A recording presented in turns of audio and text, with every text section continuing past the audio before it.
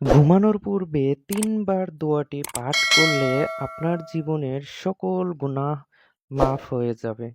আপনি সকালে উঠেই বুঝতে পারবেন আপনার শরীর, মন কতটা হালকা হয়ে গিয়েছে। আপনি আপনার গুনাহের বোঝা ঝেড়ে ফেলে দিয়েছেন, সেই অনুভূতিটাও আপনার কলবে হবে। বোঝা বহনকারী যখন তার মাথা থেকে বোঝা নামিয়ে তার শরীরে যে হালকা অনুভব করে, ঠিক তেমনি আপনিও গুনাহের বোঝা নামিয়ে নিজেকে হালকা অনুভব করবেন। বিশিষ্ট সাহাবী হযরত যায়েদ রাদিয়াল্লাহু আনহু বর্ণনা করেন, রাসূল সাল্লাল্লাহু আলাইহি ওয়াসাল্লাম ইরশাদ করেছেন, যে ব্যক্তি এই দোয়াটি পাঠ করবে তার জীবনের সকল গুনাহ মাফ হয়ে যাবে।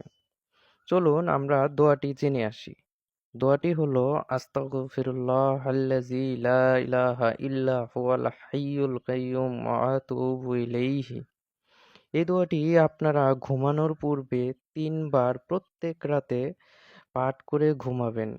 সকালে আল্লাহ তাআলার দয়ায় নিষ্পাপ শিশুর মতো আপনারা একটা অনুভূতি পাবেন ইনশাআল্লাহ।